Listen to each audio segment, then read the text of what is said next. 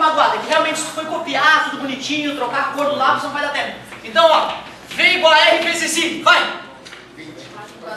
400 é a voltagem, 20, tá multiplicando, passou, 400 dividido por 20, deu 20 amperes. Eu não gostaria, se eu tivesse pensado nos números, eu não gostaria que desse 2 com 20 ali para não te confundir. Mas foi bem light, né, galera? Impossível ser mais fácil que isso. Vai. V, porque eu não sei o V. O R é 15, tá na cara. E só sobrou o I, né? Concorda comigo? R vezes I dá 50 mais 25, 75 volts. Se não colocou a unidade, perdeu um décimo, hein? Tem que colocar a unidade. E se tu esquecer dela, tu cola do outro exercício, pô. Essa cola pode colar de ti mesmo. V igual a R vezes I. Vai! Tomada da tua casa, 220. O R tu vai calcular. Tá multiplicando, passou? Dividir por 10 é muito simples. 22 ohms. É quase como fazer yoga. É isso aí, parecido. Ohm. Mais ou menos isso. Beleza? Bom, não sei porque me lembrei agora de quando eu aprendi a pronúncia da palavra comfortable. Comfortable. Em inglês é comfortable. Tudo bem? Sabe como é que o senhor ensinou essa pronúncia? Ele falou, olha, é como falar campo de futebol, só que bem rápido. Campo de futebol. Te juro, cara, não tem nada a ver, né? Mas do jeito que ele falou até hoje, não era realmente o ritmo, né? Campo de futebol. Que loucura, né? Não sei como é que me veio isso, deu um curto no meu cérebro, esquece. Ó, até aqui tá tranquilo? Tá comfortable até aqui? Tranquilo? Então olha só, o negócio é que infelizmente nem todo circuito vai ser assim, querido, né? Nem todo circuito vai ter só um resistorzinho, que senão seria tudo muito fácil. Por isso que a partir de agora eu vou te mostrar como é que a gente pega vários resistores e transforma em um só. Primeira situação clássica. Imaginem vocês que eu tenha essa estrutura aqui, ó. Um resistor após o outro e vários. Um deles vai ter um certo o valor da resistência R1, R2, R3, blá blá blá. O que eu quero? Eu quero pegar esses vários resistores e transformar em um só, para ficar bem bobinho que nem a gente acabou de fazer. Vai dizer que não é até intuitivo. Eu vou criar um resistor equivalente. Nome justo, né? Porque ele equivale a todos os outros. E o que teu coração diz? O que eu vou fazer mesmo? Eu só vou somar, cara. Essa hora é a hora que eu não precisava nem existir. Pronto, ó. É só somar. Não tem dificuldade nenhuma, é intuitivo.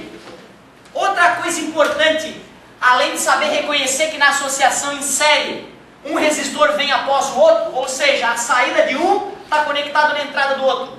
A saída do próximo, conectado na entrada do próximo. E assim por diante. Beleza? Vê se tu concorda comigo. Se por esse cara aqui passou 5 amperes, quanto passará nesse? E nesse? É como se fosse um cano. É como se fosse um cano e aqui os registros medidores de água. Se nesse registro está passando 5 litros por segundo, quanto tem que passar nesse? O cano está furado? Tem uma bifurcação com água vazando para outro lugar? Se aqui está entrando 5 litros por segundo, os canos estão cheios de água e não tem vazamento, é porque aqui tem que passar 5 litros por segundo, aqui tem que passar. É fácil aceitar essa história do cano, né? Porque pô, o cara tem uma mangueira em casa, já brincou.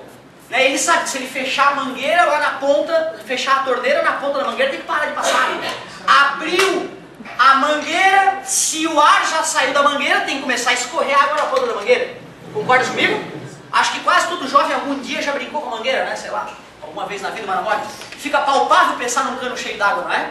Já visse a corrente elétrica atravessando um fio? Nem eu. Então, na hora que a gente vai pensar nisso, é natural a gente ficar um pouco meio sem explicação para as coisas. Mas a analogia da água, do cano da água e da corrente elétrica no fio é perfeita.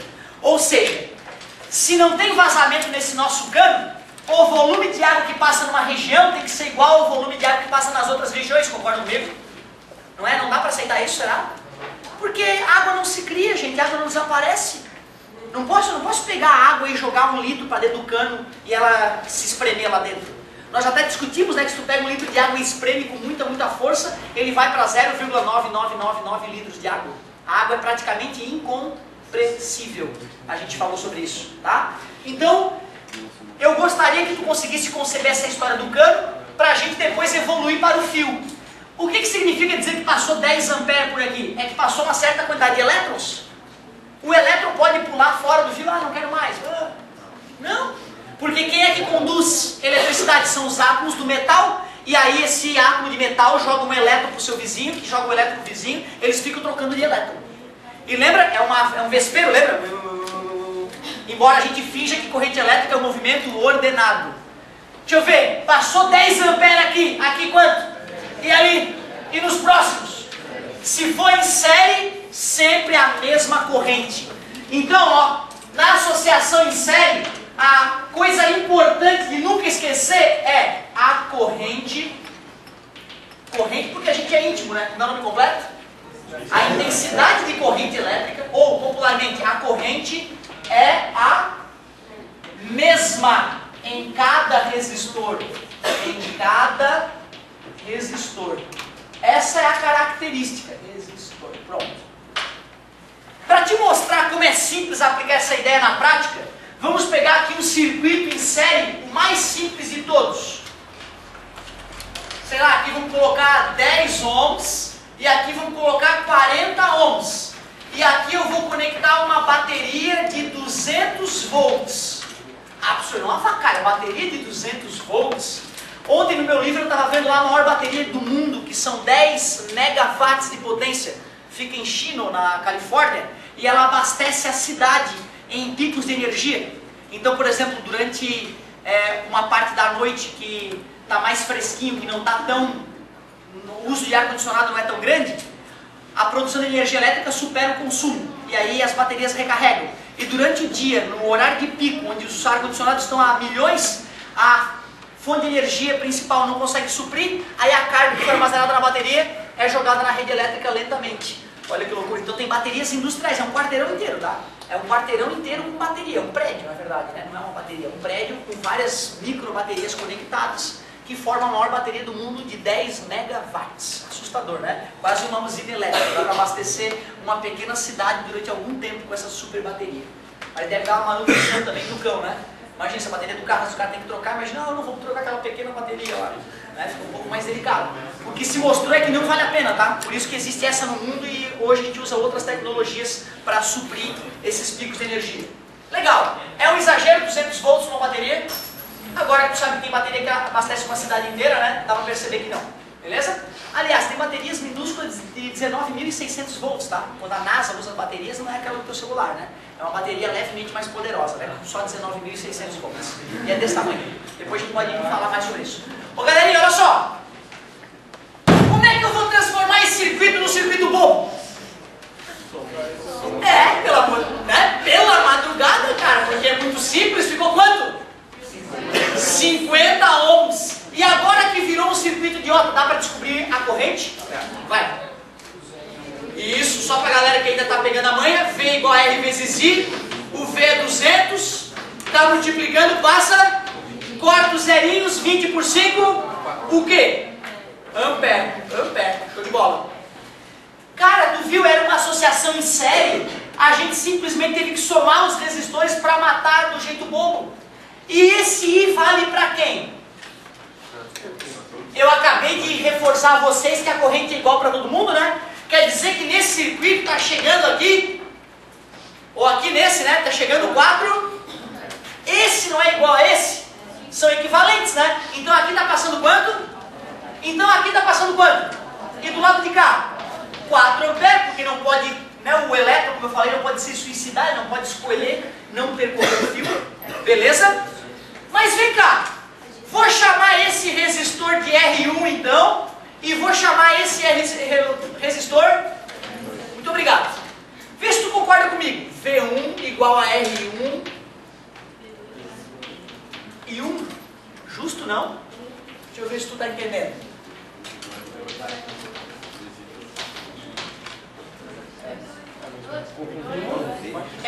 Legal. Aconteceu a mesma coisa que na outra turma. Se eu quero a voltagem do Joãozinho, eu pego o resistor, a resistência do Joãozinho, e a corrente que percorre o Asdrubãozinho? Não, né? Concordas comigo? Não faz sentido eu escrever 1, 1 e 5.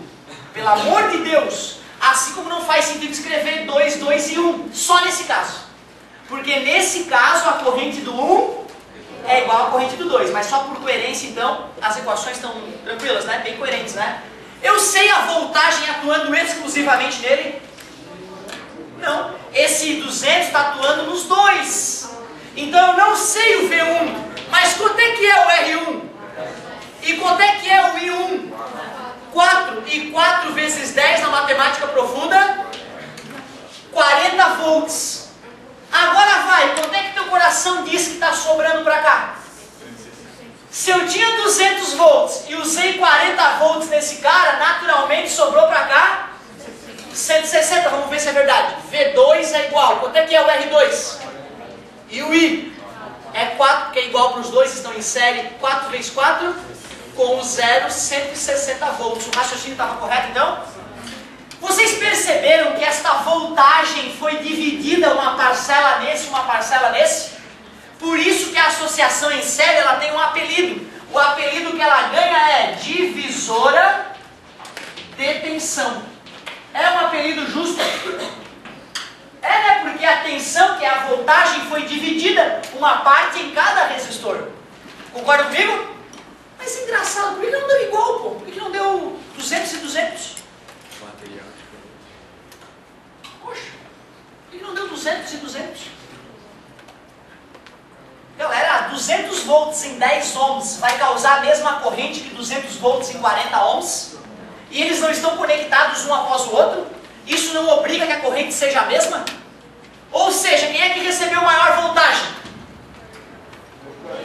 O cara de 40, porque ele é mais resistivo. Se ele resiste mais, ele exige mais voltagem para passar a mesma corrente. Quantas vezes mais ele resiste? Quantas vezes mais voltagem? Ah, faz todo sentido. Faz todo sentido. Tem que ser assim. Concorda comigo? Até agora nada demais, né, galera? A gente pegou um circuito bobinho. Aliás, né, um circuito quase bobinho, transformamos num circuito bobo, matamos a questão. E sempre usando V sagrada. 3 vezes. Uma no circuito todo, uma no R1, outra no R2. E detonamos o circuito. Sabemos tudo sobre o circuito. Sabemos a voltagem em cada seção e sabemos a corrente em cada elemento. Desculpa demorar. O material não vai influenciar na... Ótimo, garoto. Na verdade é o seguinte, ó, o fato de esse ter 10 ohms e esse 40 ohms, das duas uma, ou são materiais diferentes, ou a geometria é diferente. Nas próximas aulas eu vou te ensinar a segunda lei de Ohm. A segunda lei de Ohm mostra como é que a geometria de um pedaço de fio interfere na sua resistência. Aí nós vamos falar mais sobre isso. O material interfere sim. Então tem resistores feitos de cromo e molibdênio, tem resistores feitos de alumínio, resistores de cobre, e o tipo de material interfere na sua resistência elétrica. Ótima colocação. Professor, o resistor 1, quer dizer ali nesse caso que ele vai esquentar mais? Cara, legal a tua colocação. A tua colocação é bem legal. Nós vamos estudar futuramente, fica só entre nós, tá? Não era nessa aula. Nós vamos estudar futuramente que potência é V vezes I, onde V é A e o I, tu sabe, é a corrente elétrica. Qual é a voltagem que está atuando nesse? 40 vezes a corrente que é 4. 40 vezes 4, esse cara equivale a uma lâmpada de 160 watts. Beleza? Esse cara, qual é a voltagem dele? 160 e a corrente é 4. Caramba, 160 vezes 4? 400 mais 24, 640 watts. Pô, aí já é um holofote, cara, praticamente 640 watts. É bastante potência já. Então, nesse caso, esse sujeito acabou, apesar de a resistência elétrica dele ser maior, ele acabou dissipando mais calor. O cara com maior resistência. Isso só aconteceu porque era em série, tá? Se fosse em paralelo, não estaria correto.